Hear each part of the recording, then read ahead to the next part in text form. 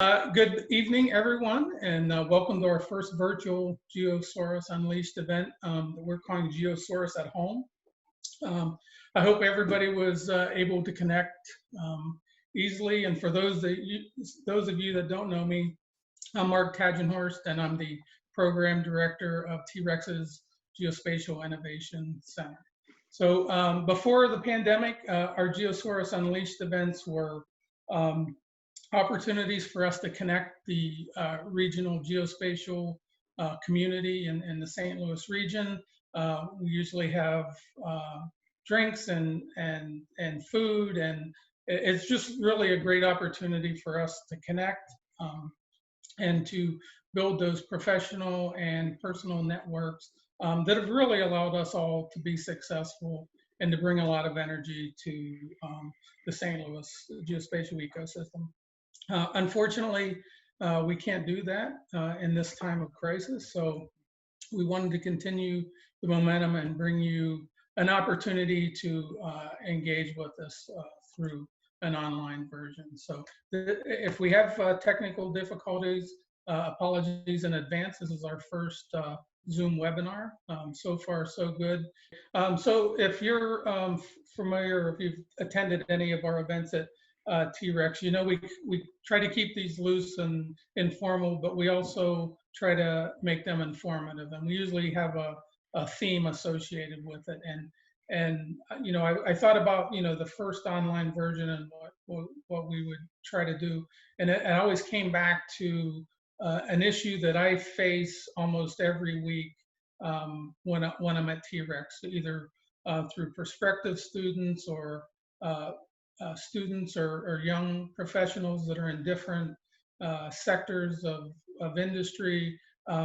Their question is always, you know, what should I do to prepare for a career in spatial technology? I'm hearing all this stuff in the St. Louis region about NGA and this geospatial momentum and the GeoFutures initiative. You know, how can I best prepare for a career in this industry? And you know, most of those questions come from the perspective of hearing about the National Geospatial Intelligence Agency and careers as geospatial analysts or imagery analysts, but realistically, that's a very narrow view of the geospatial industry. And personally, it was a very difficult question for me to answer for a number of different reasons.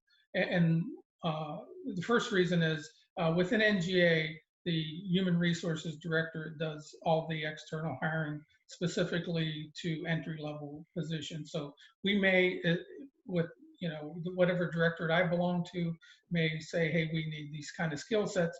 But from then on, we're kind of separated from the hiring process.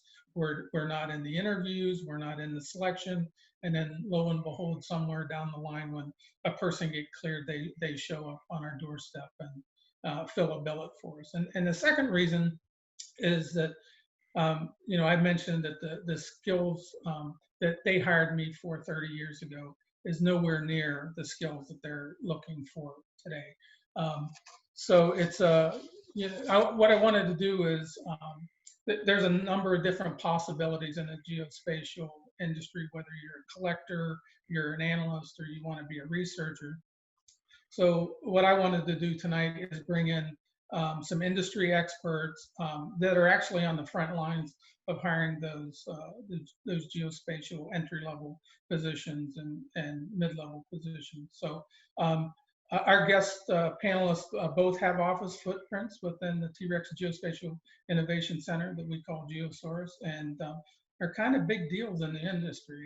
I know they won't say that, but I will. So first off, we have Stephen Gillotte, CEO from Reinventing Geospatial Incorporated. They're a Fairfax, Virginia geospatial innovation company supporting National Advisory Committee at T-Rex. Our other panelist is Tara Mott. She's Esri's NGA business account manager. If you know anything about the geospatial world, of course, you know Esri has been ESRI. I'm sorry, I think we're getting away from the Esri, right? has been the No, world we want leader. Esri, just so you Oh, know. okay, Yeah. Esri. Has been the leader in geospatial software for decades now. As a matter of fact, it was the first GIS software package that I was in at Ohio University. So Tara is also chair of USGIF's St. Louis area working group. So why don't we do this? Why don't let's just take a few minutes and get to know a little bit more about your company and the role that you play in it. So we'll start with Steve. Steve. Right. So to start off with, Mark, thanks for the invite. This is probably likely the hardest panel I have done to date because I can't see anybody in the audience. So I don't know if you guys are asleep. You know, there's no nonverbal cues, or have I shocked anybody? Do I need to drill into any more detail, any less detail, stuff like that?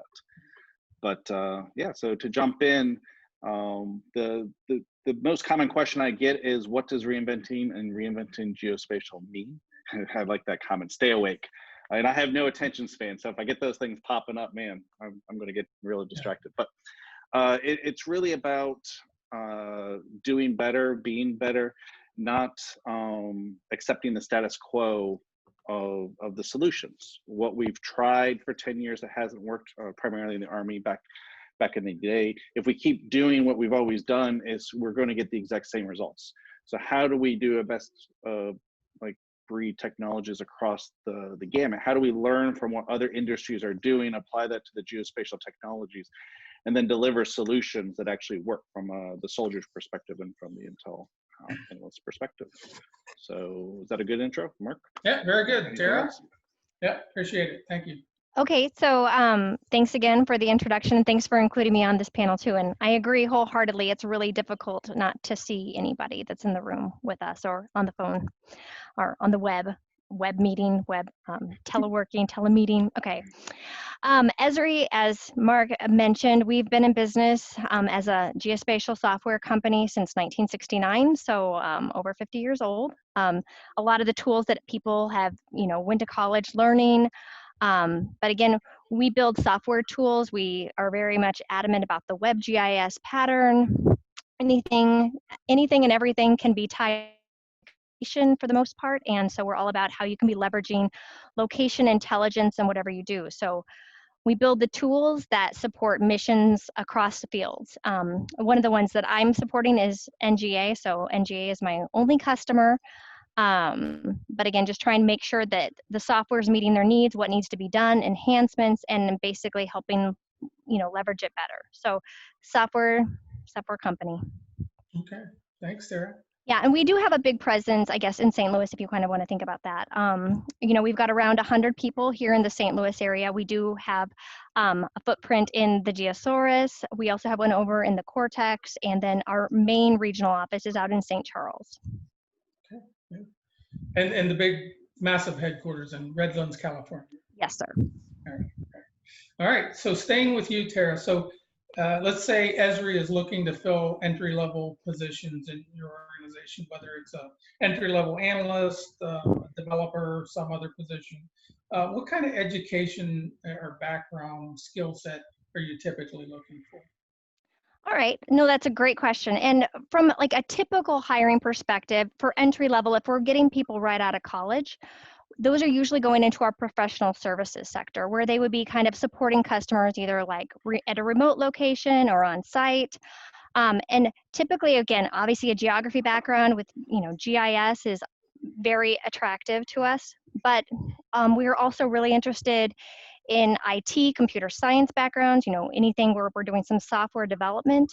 And from the professional services, they kind of have two main kind of tracks, I guess, especially out in our St. Louis office, where they're doing more of the back end, enterprise configuration from a server side perspective and enabling these different workflows. But we also have the analyst perspective, but it is really, you still need some of that scripting knowledge and doing some Python programming. So those are all great skills to have as far as looking at our new hires. If we were looking for like more of our solution engineer type of perspective, this is another kind of position we have, especially out in the St. Louis area. Usually it's, you know, a great education. It doesn't have to be geography by any means, or GIS, as long as you can apply GIS to these different types of fields, is really what we're looking for. But we like you to come to the table with a little bit of industry perspective to know how geospatial tools can solve problems in that type of customer space. Communication skills, problem solving, curiosity, those are all people that want to stay with a problem and work it out. Those are all things that we look for when we're hiring someone. Thanks there. Steve, do you have anything? I know you participated in T-Rex's technology that Madeline puts together so well. Do you have a little slightly different perspective, or? I mean, a lot of the same things. Our offices are folk are up in Aberdeen, Maryland, Columbia, Maryland, Fairfax, Virginia, and out here in St. Louis. And what we believe is companies today can't be one-dimensional. You have to provide a full life experience in the sense of, this was true pre-COVID, where all of us are probably trying to innovate and be very creative with how do we create a multi-dimensional work experience in a COVID environment, and then what is that going to look like in the hybrid post-COVID environment. So in response, what we're really looking for is non-one-dimensional candidates. The majority of our junior candidates kind of model after the scholarship that we have, which is either kind of a computer science, computer engineering major, if we're talking about junior engineers, with a geospatial minor, or a double major. I mean, that would be the beautiful candidate, or the vice versa, the geospatial, the GIS, the remote sensing major with a minor in computer science. And a projection is, in my case, that's what I did. I was like, what's a projection? You know, what's a coordinate system? You know, now I pretend to know as a computer scientist. And the reverse is, all of our analysts that we hire, we encourage them to go off and learn, or I mean, we help them learn Python and other scripting languages, because it's just going to make your career that much better in the sense of being able to transition into other areas that you find interesting. You know, a lot of it, and I'll end with this point, it's the, you know, maybe it's the concept of drawing on that classical education, you know, the multidisciplinary. We really view or value those well-rounded individuals that can potentially find solutions to problems by going outside of, I mean, this goes back to the reinventing, going outside of what you're always taught, always know, look at how other people are solving problems, and then bring that back into our domain as new potential solutions and stuff like that. Good. Thank you very much. Hey, so Stephen, you do a lot of mentoring of prospective geospatial professionals. In fact, you do that at T-Rex on a regular basis. And a lot of these, sometimes they're geospatial startups, but other times they're in a different sector that comes to you and are seeking ways that maybe they can integrate geospatial into their product, their startup product. So what kind of advice do you give them when they're figuring out or struggling with where to start? Yeah, it's actually it was a hard question for me to dive in and to think about, because and I always try to tell people when I'm about to give them bad advice too. I mean, I guess that's the real secret, you know, it's like truth in lending. And I also like to know when I'm being recorded and not, you know, so I can give really good advice or really, really bad advice. Right. But it's hard because, I mean, the question's hard because, I mean, am I talking with a student? I mean, because the people that I get, and it's a real opportunity to mentor. And there's such a wide range of, it could be a student going off to college, could be an intern in co-op who I go to dinner with, could be somebody going for their first job promotion, career changes, or even starting a company. The number of companies that I've gotten to interact with people as they're cutting their teeth and jumping off the ledge, it's crazy. Mm-hmm. My approach is very conceptual in the sense of, interact, try to put the person at ease, interacting with them as an equal, from that high school student all the way on up, and talk to them and ask them what's really causing them angst, what's keeping them awake at night, what's their biggest concern, what do you fear, those types of things. And the conversation really goes from there. And I'm a generalist. I'm a general manager. I'm not an expert any longer. I used to be. The hottest C++ programmer you guys need. I am your guy, but it's I know that I've made the mistake, or I've had success, or I went to like London Business School. I was doing some some pre-work with them a few years ago, and I have firsthand knowledge. Sometimes I've paid a high-powered consultant or high-powered coach for their expertise, and sometimes I know a friend that's faced similar.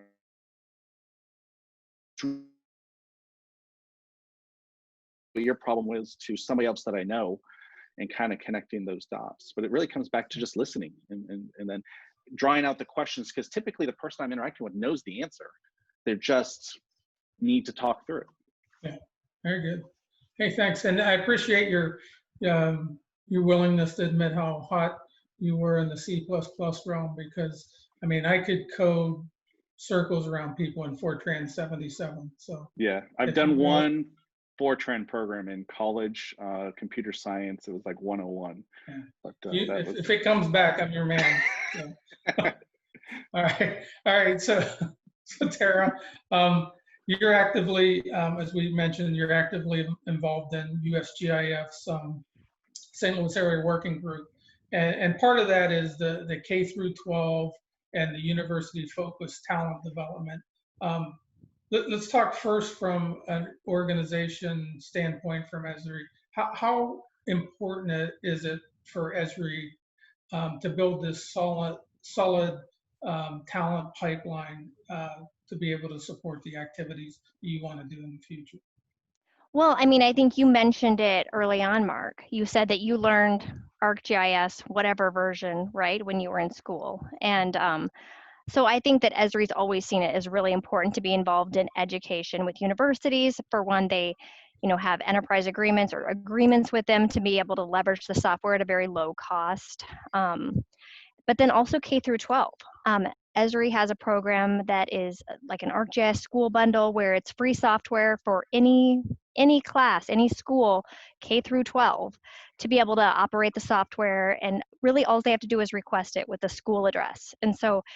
And there's learn lessons that are started about the 4th grade level, because I think that's when they conceptually think that they can really understand it and apply it, like in an ArcGIS Online or a WebGIS kind of pattern, to do some different problem solvings. But Esri has, the software, they have the learn lessons, they have them even much older, like MOOCs or just different learn.arcgis things. But I think Esri obviously sees it as very important to kind of build out that geospatial understanding, taking locations of things, and realizing that that's fundamental in education. And honestly, I was just thinking about this before, but I was teaching to my daughter's 1st grade class a few years ago. She's in 4th grade now, but and I guess this kind of goes more into the slog perspective, but when you make geospatial relevant to students or to young students, and you look about where they're looking at, right? We were showing ArcGIS Earth, or, kind of the Google Earth replica, right? But just kind of showing the school and showing the playground that they go to. And then all the students wanted to show where their house was with respect to the school, because it made location and looking at that aerial view relevant to them. And so I think that if you can whet a child's appetite and get them interested in geospatial, obviously we don't know exactly what that's going to be showing later on, but I think that getting them involved early on is definitely a good thing. And one of the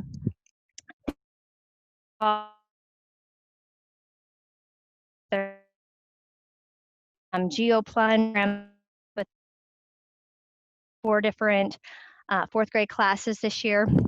There was also, which was an NGA kind of driven thing, but also with a lot of partners out there in the community that really took it and made it something special this year. But so that we did like geography learning games, which again is, you know, kind of a gateway drug to GIS, right? That's what actually the partners in education, they say, geography is the gateway drug. So I'm like, it's not GIS, you know, but it really is, you know, to help them understand, again, the US states and boundaries. Yeah. Our community kind of around the new N2W site, but getting them again interested in geospatial when they see it's relevant and it, you know, they're looking at location kind of with respect to them. So yeah, so I mean, obviously from Esri's perspective and then from the SLOG's perspective, we see it being very valuable, especially to, you know, everything has a location, right? And so understanding how to visualize, yeah, very important. Stephen, do you have any thoughts? On this one, I mean, no, I mean, I do, but I think I'd be reiterating. I mean, Tara spoke great on that. Yeah, okay, good. On that one. All right. Thanks, Stephen. All That's not a cop-out answer. I just... You weren't paying attention, were you? Nope. I get it. I've been there. No. All right. Hey, so here we are in the middle of this pandemic, with the real possibility of fall university classes being closed or at least held on site. I saw a lot of the California schools have already online in the fall. This means a lot of lost opportunity for students. Critical mentoring, practical exercises, engagement opportunities. You know, my son just graduated from University of Missouri. This was his last semester, and now he's off the payroll. But that's not relevant to this.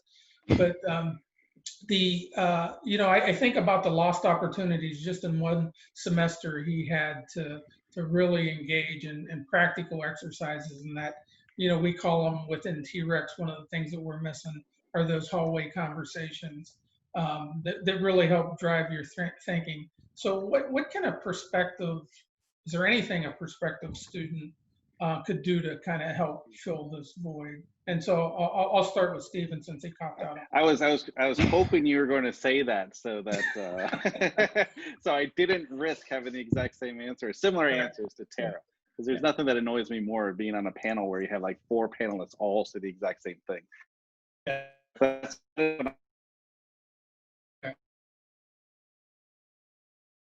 I was typing because most of you guys probably saw that my eyes went down there because I was typing because I wanted to take a key point that Mark had said there. And these are challenging times. Everyone has their story, as Mark was just hitting, but it shouldn't be viewed as lost opportunity. It should be viewed as new opportunity or different opportunity. The first, I mean, and I have a friend over at the California CDC. So our GI started doing planning for COVID back in February, so that we were very prepared. We do weekly meetings, all that good jazz, you know. But it was all about how do we enter this and launch our GI forward, not capitalizing on a global pandemic. That's not at all what I'm trying to say, since I'm on video here, you know. But it's just everything's the same but different all at the same time. So I've been watching Tara this entire time, and she's doing it perfectly. The point that I want to drive home, which is the video camera. You need to embrace the video camera, and I haven't said that to my own staff because we are a bunch of engineers and video camera's scary, and we don't want that. But you guys can grade me if you want to do like a Q&A poll. How well have I been doing with my eye contact to the camera, things like that. You'll see me drop down to my notes once in a while. What's in my background, you know, thing matters. What am I communicating in my background? So my desk has been very purposely put right where it's at, in the middle of my freaking kitchen that I have lost as one of my things, right? But it's clean, you know, to students and like that. Working with your professors, what are you communicating in the manner in which we all are interacting? You know, how are you doing that verbal, you know, communication, things like that. The lighting, you know, there just happens to be a light right over top of me, but I'm not sure if Mark and Tara noticed beforehand. I might have a forehead, and I was adjusting the light over to my one side to make sure everything's presented. And these little things matter, and even in the university. The earbuds, you know, I'm the only one at my place right now, but I have you guys all in earbuds to make sure everything is clearly enunciated as best as an engineer can, right? Things like that. And that's going to make all the difference with the professors. And then I have a video first policy. I have not called somebody on my phone probably in 8 weeks. So I was lazy one day and I called somebody, but besides that, everything's video for me, you know, because I'm trying to not only feed my need, although I'm an introvert, feed my need for social interaction, but I'm trying to feed other people's needs as well. And that's what's important with the professors. Go to the office hours and then have those conversations with your colleagues or your students all at the same time. But I can't stress enough the importance of the video and getting the nonverbal communication going in this hybrid environment that we're going to come out of this in. So is that good? Did I steal your Tara so that you can go? No. Nope, what he said is just great. And oh, I've got some thoughts. Okay, good. Are you ready for me, Mark? Well, I was just going to tell Steve that I'll be sure to pass on my son that Steve said he took the lazy way out. So. No, now we're ready for you, Tara. That's not the point I was trying to make at all. I got it. Just messing. Well, I will say that, so Stephen, we've had a little bit of direction. Different offices within Esri are encouraging, or, hey, if you don't have a webcam, you better get one kind of thing. So my leader has us doing that. And honestly, at first I was like, no, but I mean, we're going on 2 months now, right? I kind of like it. And so, you know, I kind of get excited about it. And then we do like a virtual like coffee hour every Friday where we kind of get together. We do fun backgrounds. We play get to know you games. And honestly, I'm managed out of DC, and I have not spent this much time seeing my coworkers like on video ever. Like in the last 7 years I've worked for Esri, because we spend so much time, I feel like, on video calls now, because we never did it before. I would just be the lone person dialing in from St. Louis, or Brian and I would, essentially. And so, yeah, I kind of am embracing it. And so I guess thinking of the fall, I don't know, I'm hearing some different rumors from different universities. I actually do teach at a university here. I'm an adjunct at St. Louis University. And we're, you know, kind of hearing different things back and forth. I mean, I did see some emails right before this started, but I don't want to say anything now just because I could be wrong or things could change, right? But, you know, I think that I had to teach Intro to GIS this last semester, the last half of it after spring break online. I had to redo a little bit of the curriculum to kind of move from like a desktop application, since not everybody had that, to more of a software as a service using the ArcGIS Online. But it was okay. And I still like we got a lot, like most of the objectives. And you know, I taught a couple years there, and honestly, I will say I feel like this last semester I almost got to know some of the students better than I had in previous lab, because it was a lab environment, and you know, we were always kind of in there together.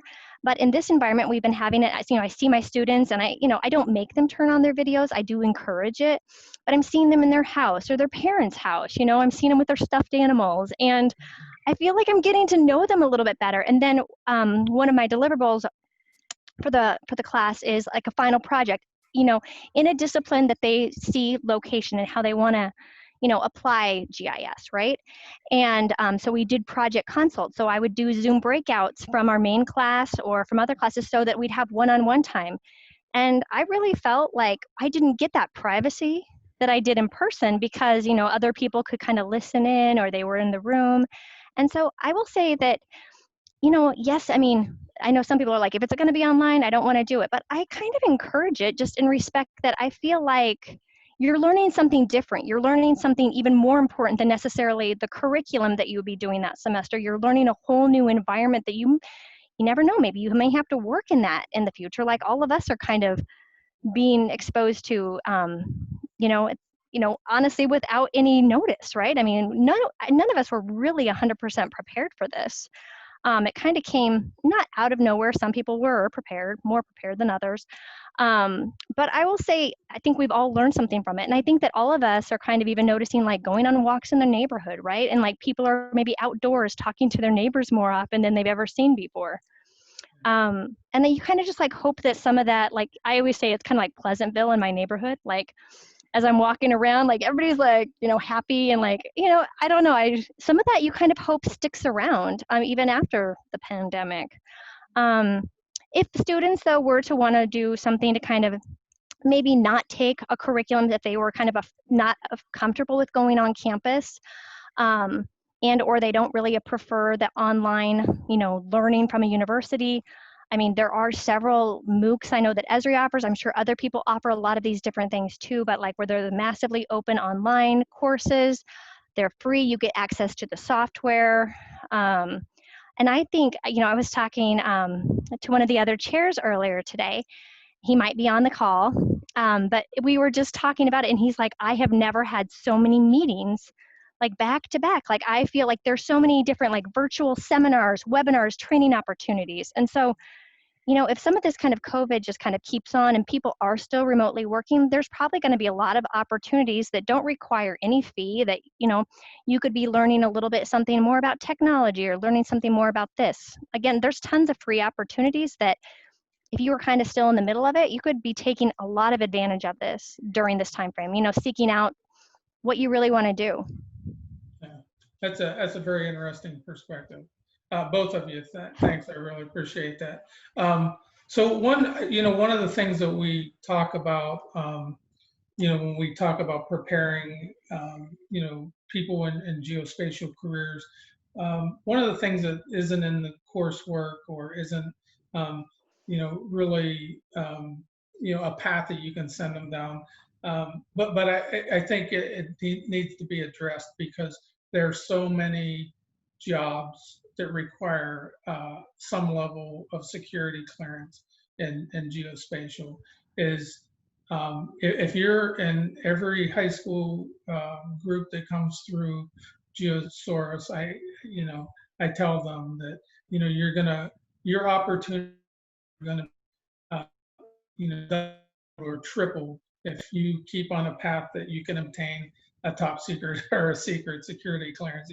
It may seem a little trite, but I mean there's real truth in that. And I know almost all of the tenants within T-Rex have some kind of component that is requires some of their employees to get secret, top secret or secret security clearances. So if I'm a student on the other end of this and I'm listening to this and all this wonderful information about coursework, I would also keep that in the back of your mind as you come through, some difficult decision-making paths. You may want to keep in mind that some doors will close if you take the wrong path. So, agree, disagree? Tara? Oh, I agree. In fact, she was actually my manager when I worked out in Germany for the European Command. She actually sent me a resume of one of her friends that's in Virginia Beach, no, I guess Charlottesville area. And she was like, hey, can you help my friend get a job at NGA? And I'm like looking through her resume. She's a civil engineer. She's actually got a PhD. She does like a lot of architecture, or not architectural, oh my gosh, anthropology kind of things, or archaeology, that's what it was. Anyway, I looked at the cover letter, I looked at the resume, I'm like, oh my God, she's amazingly qualified. She speaks like 4 languages and she's sensational. But I go, but she's never worked for the government. She doesn't have a clearance and she wants to go work at NGIC. I'm like, which is the National Ground Information or Intelligence Center. Yes, okay, just for some of the people out here. But I'm like, I don't know. I mean, honestly, I see her as being like overly qualified for an imagery analyst position in that realm. And the thing is, she's probably going to be, not even, contacted or even like thought of because she's, doesn't have that clearance. I mean, which is sad because she's got amazing skills. She's got all this background that I'm sure that would be totally appreciated, but she probably won't make it through that door without that clearance. Yeah. So yeah, 100% agree. Okay. Steve? Yeah, I mean, clearances matter. I think the last panel, I think I saw Justin in the audience. The last panel Justin and I did, it seems like forever ago. I was still in an office, but it was all about how long it takes to get a clearance. I think it was, he might remember, I think it was like 368 days or something like that from start to finish. And for a student, I mean, we've educated, we've participated in the education of 60 interns, and at our size, that is an amazing number. We try to hire between, well, we try to hire them all coming out, but about 4 to 6 interns per semester, spring, summer, fall. We didn't drop any of the interns going into this, where they're all working remotely. We're going to see how this works. It doesn't work, you know, but the first thing we talk to them about is drug use. You know, it's like, if you want a job with the government, you can't use drugs any longer. I mean, it's black and white. As long as it's a federal crime, don't do drugs. Yeah. You know, financial stability is the other thing. I think those are the 2 big drivers. I mean, Terry might, Yeah. I think those are the 2 big drivers. Not having stability. some foreign intelligence entity friends. I mean, just throwing that out there. That's Yeah. something else you may not want to have. My big trip up is all the foreign travel I've done. So my investigators are always like, "Oh, your application is pretty easy," because I'm boring, you know, until they get to my foreign travel, and then it's just like pages of foreign travel. So, but you know, knock on wood, I've always passed mine. Yeah. You know, so it's important, very important to get a job in our industry. Yeah, absolutely. Thanks. So we never let anybody kind of get off the hook without doing something fun. So, and we know, and certainly we hope that the geospatial industry isn't what you do 24/7. So tell us free time. Tara? Oh, okay. Well, actually, I am a 2nd grade and 4th grade teacher right now in my spare time. You guys, I can't wait until class ends next Thursday, or school ends for the year next Thursday, because that is definitely, like, of all the meetings and every other engagement I have, the hour or 2 I spend making sure my children complete their required assignments is the most difficult part of my day. So no, I've got that time, but I do, actually during this whole COVID, I've been trying to make sure, unless it's raining, to get out and walk 1 or 2 a day, usually once in the morning by myself, and then I make my 4th grade daughter walk with me in the afternoon to make sure that she's getting out of the house and getting some exercise. And I do yoga. In fact, I have 2 standing Zoom yoga sessions with my sister-in-laws on Saturday, and then with my girlfriends from high school on Sunday. Oh, So very good. yeah, and I see my family every so often too, you know, and just hang out. So teacher said that your children are a joy to have in class. Is that true? Nope. I even told the 2nd grade teacher that. I go, you know, we were talking about that bumper sticker or whatever. Yeah. No, Nope. not true. My daughter, that's 4th grade, she's a little bit more self-sufficient, but my 2nd grader, there's no independent learning going on unless mama's on top of it. So I got you. All right. Sounds like what my mom had to deal with. Okay, Steve. Yeah, so this question actually made me laugh. I run a company in my spare time. It's it is That's a not 20 true. it is a 24/7 job. It's a matter of where do I choose to do it. And my more serious answer, I mean, that is a very serious answer.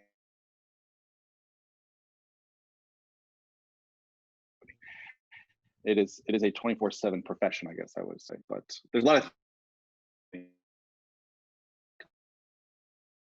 I grind out the miles on my bike. If I bike with people, sometimes when I'm in a really bad mood, I lose them at the very beginning because I'm just grinding out some of the stress.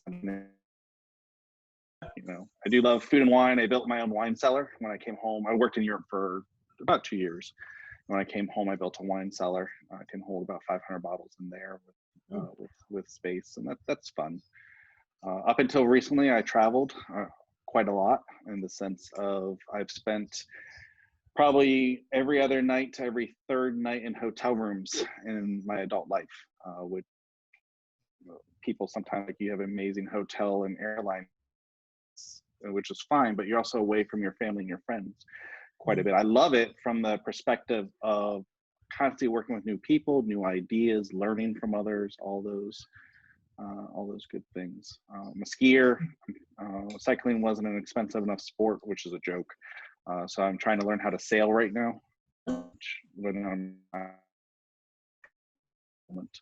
so yeah, I mean, cooking, I love to cook. There's a lot going on when So you're your thinking wine, about the job. yeah. So your wine cellar holds 500 bottles. Is it at capacity or? Pre-COVID. Well done. Well played. No, All you right. you always have to have a case or two in there to protect your wine cellar from your friends, because they'll come over to your place and like, hey, let's grab like a bottle out of the cellar. You gotta go pull something. Yeah, I would say don't invite any of the T-Rex staff over anytime soon. So Yeah, no, I mean, we have some good stuff. So I promised that I would entertain some questions. It looks like we have several questions.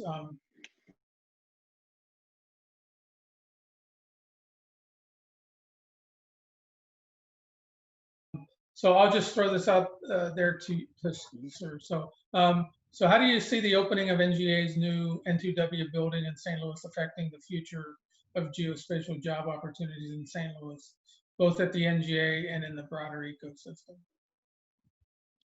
I can take this, or Okay. I mean, I can try. Hi, Paul. Anyway, I mean, I think that, you know, a lot of the people that will be moving over to NGA's new campus, I mean, obviously I'm not speaking on behalf of NGA, but I mean, it's going to be a lot of the same people that are working at 2nd Street already. So from that perspective, I don't know if the delta is going to be significant, except for just the normal attrition that would already be there. But I think, you know, I mean, and contractors potentially supporting different things, yes, that could be something. But I think it's beyond the N2W. Of course, that was the catalyst in a lot of this whole St. Louis geospatial ecosystem. But I think, you know, with the GeoFutures report coming out and some place in St. Louis, I think that that's really where you're going to be seeing some of that significant growth. And whether it's timed exactly with, you know, N2W, I think, you know, obviously that was the catalyst, but I think that, you know, I don't know exactly when the timing is going to be happening, but I think that there will be opportunities, and I expect them to grow. Yeah. I'll jump in because Tara, you stole half of my answer. I'll be honest. The GeoFutures side of it, but I see N2W as just one piece of the puzzle here as we work to make St. Louis the geospatial epicenter. That is really what is in our line of sight, our you know. So how do we, I mean, we need to grow talent. We need to move in terms of the mids and the seniors. We need to move talent into St. Louis. At the same time, we need to be building our internship programs. As I said, with the 60 students in our own in the Fairfax, Maryland area, we need to do the same thing here. We need everyone to do the same thing here to get the talent base up to where it needs to be, so that in 5 years and in 10 years we can be. You know, at what point? I'm saying this kind of tongue in cheek, but at what point is Esri going to move the headquarters to St. Louis, because that's where all the talent is, right? And I mean, that's what we want, right? We want St. Louis to be the geospatial epicenter. And we laugh because there's no way Jack's moving, you know, to St. Louis. But that's the no-brainer. You have to do it. Yeah. Great. I'm right with you. All right. So here's a question from overseas. No, I just lost it. Oh, here. This employer is trying to learn, but painfully finishing his degree when he returns home. While I know the industry is heavily rooted in always learning and growing, what's your view on prospective employees who pursue their bachelor's degree while searching for positions within your respective? Yeah, we probably paid, and I'll talk back to my time at Big Business as well. Back at Big Business, we've paid for a lot of degrees. Even at RGI, I think I've paid for 2 or 3 bachelor's degrees over the years, and apologies, can't quote that off. I know it's been at least 1, if not more. What I'm seeing out of the government, I hope this is a conscious decision, I haven't asked anybody, is I've seen a relaxing of the quals that are coming at me from a contract. So I volunteer through the Virginia Tech Board of supportive advisors for their Department of Computer Science. And one of the challenges is that education in the United States is so expensive. We're spending the same amount of money today as we did 20 years ago. The issue is the number of students that we have going into higher education is what's, shooting the cost up to $100,000, I think, over 4 years. So it's so much more affordable to get your associates and then another 2 years. But why are we forcing so many people to go to university to get a job where you don't need that degree? And that's why I like what I'm seeing out of some of our Army customers. I've actually seen, I think, out of NGA, where they no longer say bachelor's degree required. They're saying this is the expertise that we want. This is the experience that we want. Because that frees me up as a small business to bid you in that role because you're well qualified. And then we can be helping you pay for your degree at the same time to at least solve one half of the problem. How do we make it less expensive for you without addressing the national issue that the number of students we have going for higher education has exploded over the last 20 years. Yeah, NGA, typically when they put out their announcements, they say bachelor's degree or equivalent experience. And so, so if you have military experience and no degree, that still counts. But one thing I did want to mention about NGA, because I had spent so long there, they have a really interesting and actually kind of unbelievable program where it's called Vector Studies. And if you're an employee and have been there for a couple years, you can pick a master's program to go to. They will pay your tuition, you're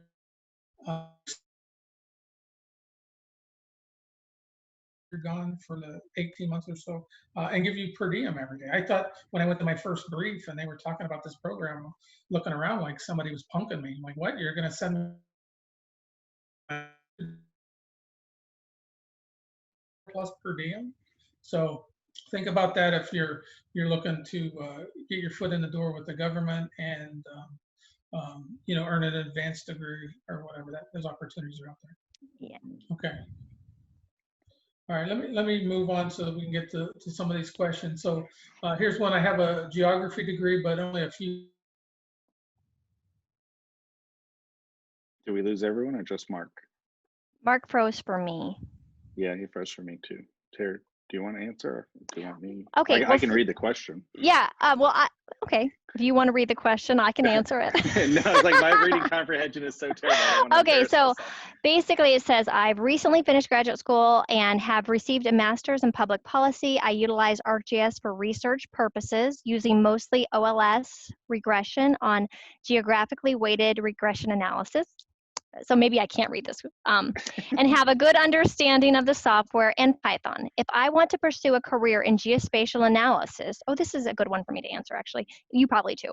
What could I learn in order to sharpen my skills or sharpen my knowledge and be competitive in a struggling job market? Well, maybe Mark's trying to reconnect. But what I would say is anything where you're doing more scripting, Python, that's definitely from, at least, especially for our professional services, honestly, it can't hurt at all. But the more you can make processes more efficient by being able to do a little bit of programming, a little bit of development, scripting, yeah, doing that Python or GIS for programming, something to that effect, I think will definitely put you over the edge. And if you had two equally kind of rated candidates, that's definitely going to make you a lot more attractive. I know that's the skills that we are always looking for, both from professional services perspective and then also from our solution engineering.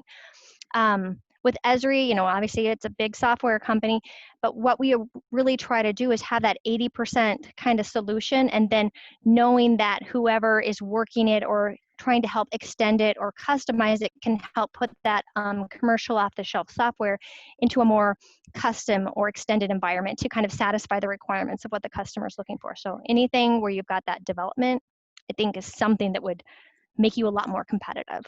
Steve, do you agree?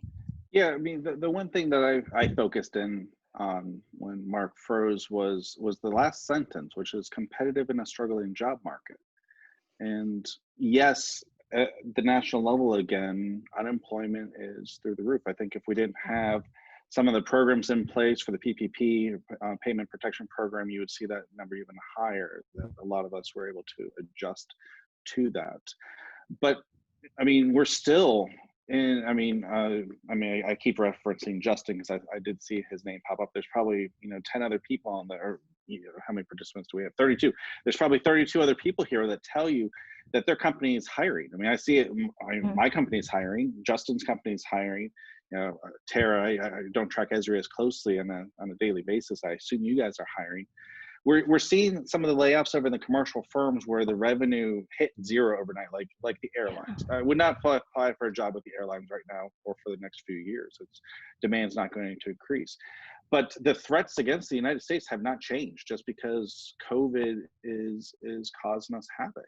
I doubt the Russians have taken a vacation or the Chinese have taken a vacation from trying to hack our elections, right? Or not even hack the elections. I mean, everything that goes on, and that's.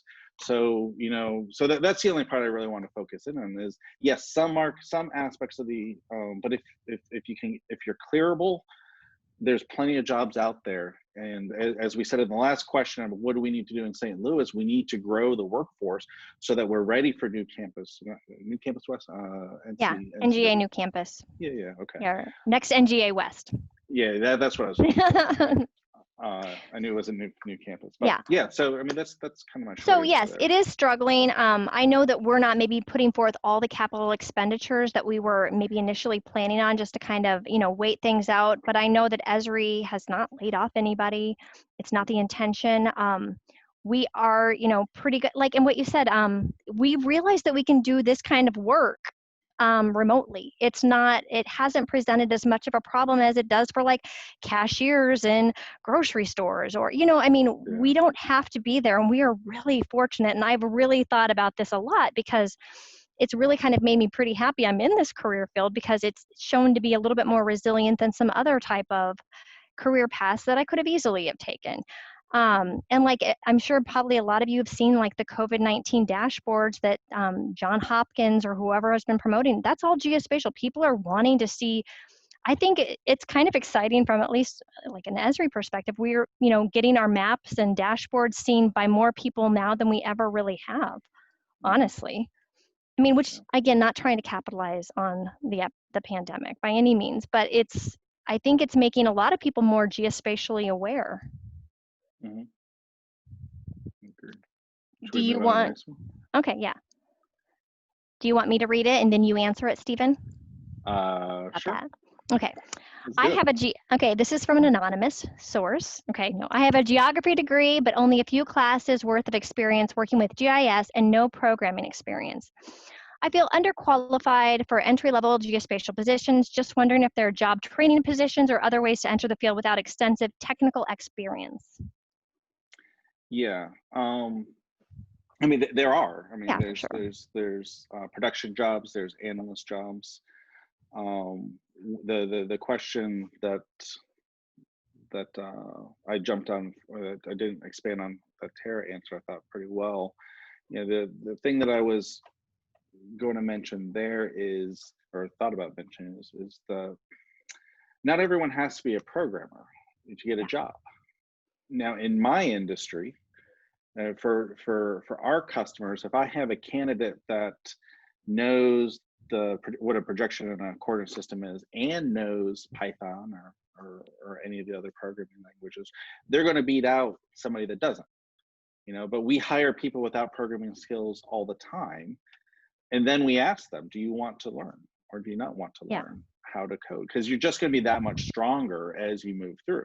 So the back to the question is what do we value? We value people that know about Google. And when you don't know the answer, you can go Google the answer. You can find that answer. You know who to go talk to. You can self-learn, self-teach. And coming out of university, that was the big aspect of what they stressed to us was, we're not teaching you how to program, we're teaching you how to learn. And so you have to learn to whatever those capabilities are moving forward. Well, absolutely. I mean, I'm not in a too technical of a role in my job, right? I mean, I'm an account manager, so I have to listen to people and kind of figure out what's working, what's not working. So it's all about kind of communication, asking questions, and then figuring out who to go to. So yeah, it's not required. It depends on the position you're applying.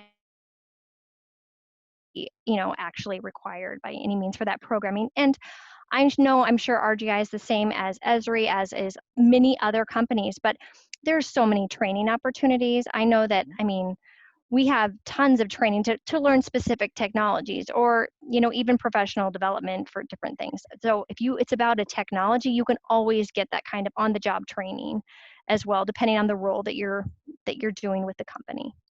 So not required. We're slightly different than Esri. We were probably like a tenth of the size. I don't know. How large is Esri? Well, we have like 3,800 employees in the US, but like another 6,000 like worldwide. Yeah, so we're like 1%. Okay. Past that, we do a lot of the education initiatives. But. Yeah, well, I will say that Esri provides some of the best education of any company I've worked for, honestly, as far as, because the technology is changing all the time. So honestly, if you want your employees to understand the software, you have to. I think it's kind of, it goes hand in hand. You can't expect them to understand the technology and understand it if they don't get trained on it. Yeah. Can I read you the next question? Oh, sure. I don't know how long we have, but yeah. Well, I know I was looking at the time. It looks like 6:30, but I don't know if we're going to 7 or if we're going to 6:30. It was on my calendar at 7. Okay. But, so I keep seeing a ton of opportunities for geospatial in the public sector, but can you speak to some of the current and future opportunities for geospatial in the private sector? Okay. Well, I can try. So like I said before, I think that everything has a location, right? And so whether you're in shipping, enterprise, right? Their logistics management, that's geospatial. You're locating a Walgreens store, that's a geospatial decision that they're making from their real estate perspective. I'm trying to think of other things. There are so many examples, but honestly, I'm just private sector. Whenever, locating a new facility, that's always going to be at whatever kind of facility it is. Logistics, transportation, agriculture. Agriculture is a big one, especially here in St. Louis, as far as, that precision agriculture, where to plant, based on soil conditions and amount of fertilizer. There's a lot of applications of geospatial. I don't know if you can expand on any more, Stephen, or where I was getting struck was, the difference between public sector and private sector. Now, yeah. I'm a huge fan of USGIF's Trajectory XYZT, which we had to pull the plug on last year. But the concept's very valid. Geospatial, geotemporal, however you want to say it, is, and in the intelligence side, the GeoInt side of it is a huge concept. You can think of, the easiest example there is the finance industry, right? They call it alternative analysis, and it's really not alternative analysis, it's GeoInt. How are we incorporating all of this into the broader concept? So I see the potential for GeoInt across sectors, as huge, in this space. Yeah. All right, I'm going to ask you the next question, yeah, Stephen, because it's for you. Andy presented this one. So question for Stephen, from an entrepreneurial perspective, what triggered you to set out on your own? What skills had you developed that prepared you to start your own business? Yeah, I'm curious. Andy and I have known each other for a very long time. So I'm curious if Andy knows the answer and he's fishing, or if this has never come up as we've been socializing at all the events. Oh, he's fishing. He could be. So Andy might know that I got fired from my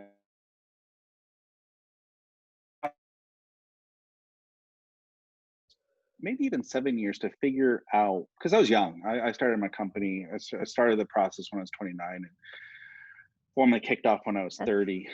And what I had failed to do is my boss had left. There's big changes going on in large corporations at the time in terms of getting prepared for sequestration and huge cost cuttings and things like that. And what I failed to do was understand the difference between my current boss and my former boss. And I treated my current boss like I treated my former boss, in terms of quietly talking to him and like a real problem. And if he ever listens to this, he might call me up and tell me exactly what I did do, but from there, it was great in the perspective of, it was a huge kick in the ass to go do something relevant with my life instead of just sitting there and being another cog in the wheel of a huge corporation. The second part is what prepared me. And I do this presentation at UMD every year. And it's comparing academia to commercial, to large business, to small business, and government, trying from my own perspective to answer that. And the thing that prepared me to do this was actually working for a very large corporation, because they spent so much money investing in me, teaching me, and then my own creative mind went and tried to learn every aspect of the business, from HR to pricing to PCA to legal, although I didn't really get into that too much back then. And that's the irony that I see. It's like, had I not worked for a big behemoth of a corporation where I was just a number, and I can still tell you what my number was. And I mean, I view that as failures. When you no longer have a name, you only have a number. But had I not had that experience, I could not have started a company at age 30, right? And that's my answer to people that come to work for me as a small business. You're going to get exposure to things that you'll never see as part of a large business, but you're not going to get that formal training in terms of how to do it yourself. So I mean, neither answer is right, but that's the answer. That's the truth. Normally I BS the answer, but that is the truth. What happened, why I own the company. All right, welcome back, Mark. Hey, my wife said dinner was ready, and so, I mean, there was no way I was, keeping.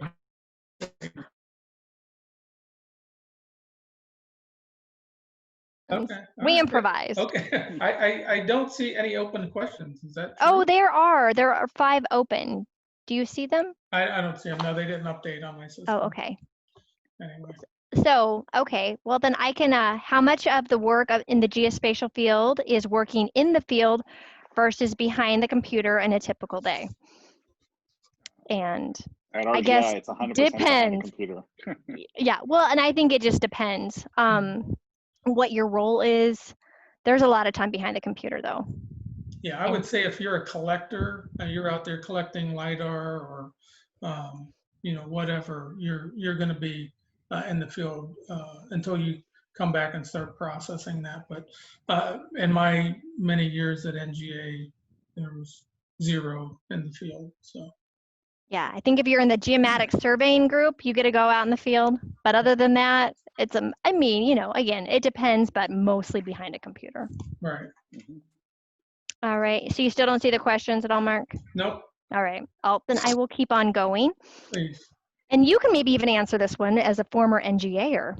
Oh, really? Now, is the NGA the only government agency that seeks out candidates with a robust geospatial IT background and skill set? What other companies and agencies would RGI support and coordinate with? I guess this is for you, Stephen. I mean, Mark, you're welcome to answer. You know quite a bit about our firm at this point. There are, NGA is a large piece in the government, but it's not the only game. One of my childhood mentors who taught me how to fish was a big part of DHS. You have the Office of the Geographer over at State.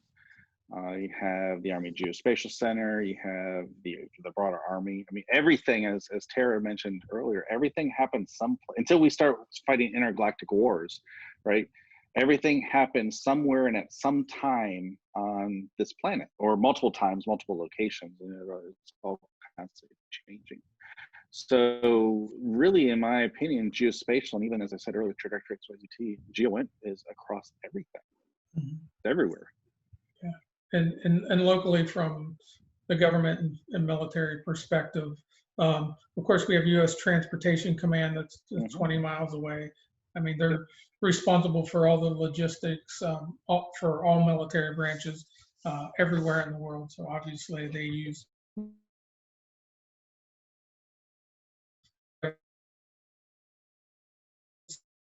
sector here in town, Army Corps of Engineers.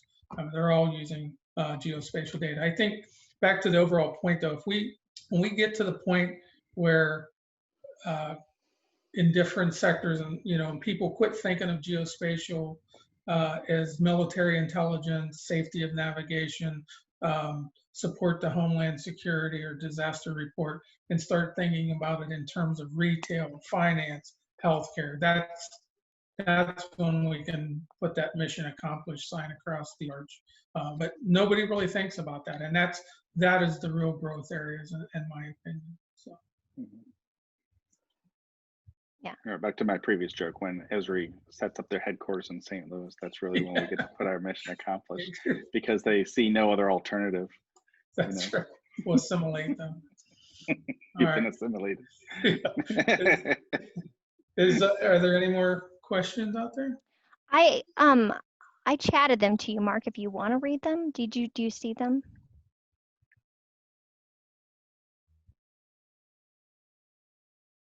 I can. Yeah, why don't we do one more and then we'll wrap it up? So Okay. that, if you don't mind reading the last one. And if we can get one from like a private sector perspective instead of focusing on, government and military. Well, this is one, do you have any suggestions for someone looking to get back into the geo community? I worked for NGA for several years before taking off to raise kids, but now I'm looking to get back in. What training, certificates, etc. should I prioritize? It's not exactly, I don't know if I want to get back to NGA or just get back to geospatial. But what I would say is,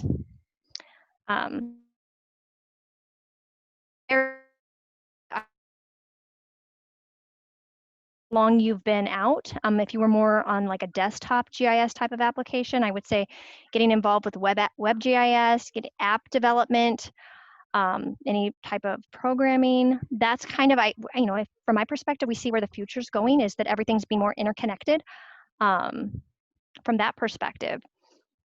I know USGIF was offering that GIS and analysis certification for free out here. Like they were doing it out east and out west, and it was scheduled for March at the Globe building, but then obviously with COVID, it got delayed, but I know that that's gonna be one, and it's gonna be a free certification that's out there and available. Like I said before, since I'm Esri, there's tons of free Esri training that's out there and available. If you wanna refresh on some of those skills, I would be taking one of the MOOC.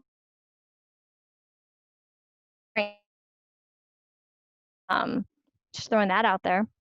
Anybody else have any other comments on that? What we would be looking for is sorry, my mind's going in 3 different directions at the same time. Your resume is probably very strong on its own, where you're going to get, I'm speaking more from a big business right now, you're going to get through the initial filter because you have the NGA experience. So what we'd be looking for during the interview is like, okay, so you've been out, I'll use my mother as an example. She was out for 20 years raising the 4 of us before she went back, not in geospatial, but into her industry. And your resume is going to be strong enough to get that first conversation. Now, the question that our staff will ask you is like, okay, so what are you doing today? What's your special project? What's your passion? Have you set up a story map or a map story? Have you played with what is the ops dashboard? I apologize, I'm a little dated on my technology. Ops dashboard. It was ops. It's ArcGIS dashboard now, but yeah, we change things all the time. Yeah. I was going to make the joke earlier because you mentioned to Mark, he probably was educated in ArcGIS. I believe it's called ArcView. It was right? It was command line ArcInfo. There we go, ArcInfo, which was the first thing that I played with as well back in 98, 99 timeframe. Before it was the pre-release of ArcGIS 8. But back to the question. It's all kind of relevant. It's like, what are you getting your hands on online that's free and available that you can play with, so that you come into the interview saying, GIS is my passion, or GeoInt is my passion. This is what I'm playing with. I know I'm a little bit dated in these other areas, but I've proven. Let's do this shit. I think there are a lot of free opportunities. I did just see a chat asking about repeating the information about the free certification. I will send the site from USGIF over to the T-Rex distro so that they could maybe distribute it out. It's not rescheduled as of now, but it was kind of a free certification that they were offering, and I honestly have no idea when they will be, and I'm sure they don't either, know when they're going to be offering it again. But you'll at least see the information about the certification. It was like CGPG. I don't know the acronym off the top of my head, but they were offering that to try to kind of see if they could get some interest. And I think, getting some more people actually certified in that.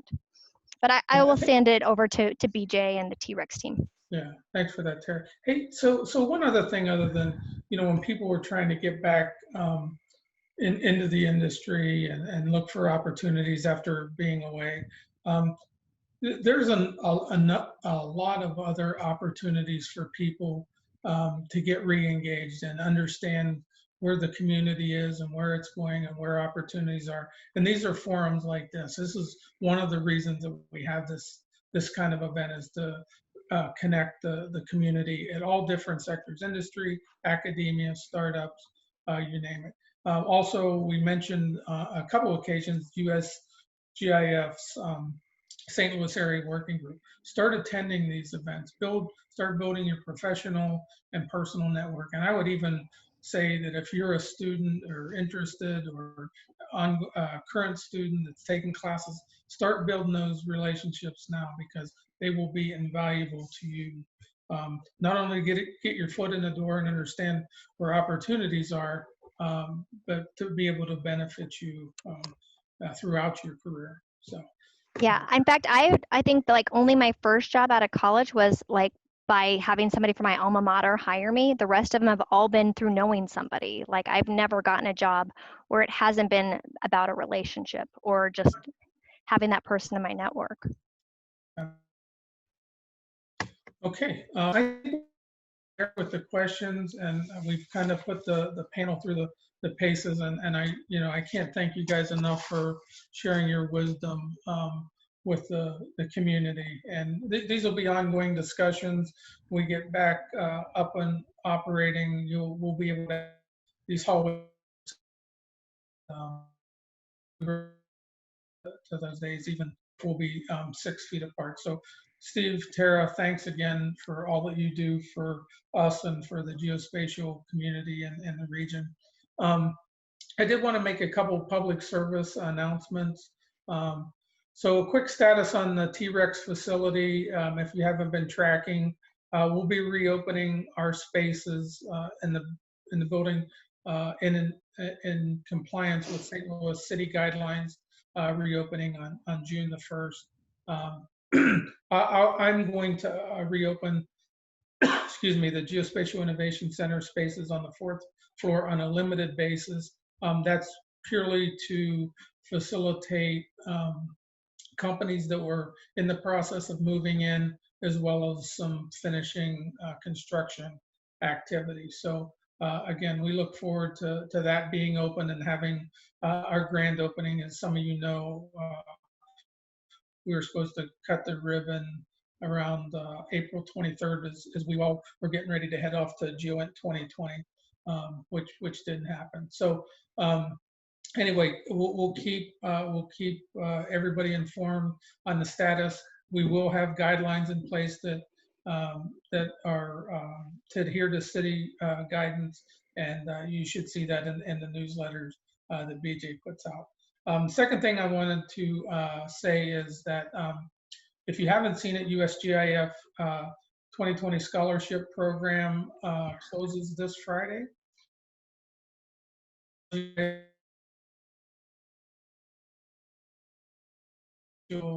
engineering, which is a $10,000 award. The scholarship demonstrates financial need and is interested for those interested in studying both engineering and geospatial. So Steve, thanks for that, putting that out there and giving that opportunity for somebody who's in need of that. So and then one final, our very own Dr. Patty Hagan will be on the panel talking USGIF GeoConnect panel next Wednesday, talking about the geospatial emergence.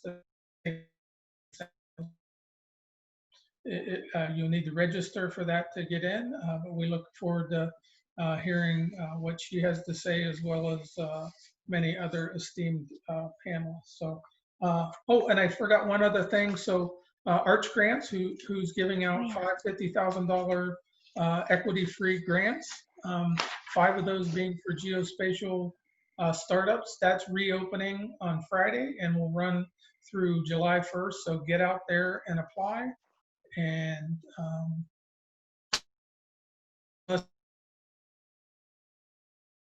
last words from our panelists, we'll go ahead and end this. And anything? Nope. Thanks for the opportunity. Thanks for the invitation, Mark. Always Appreciate a pleasure to discuss with you too. Very much Okay. appreciate it. Thanks, everyone. Thanks for participating. And we'll see you soon, even if it is 6 feet away. Take care. Bye, guys.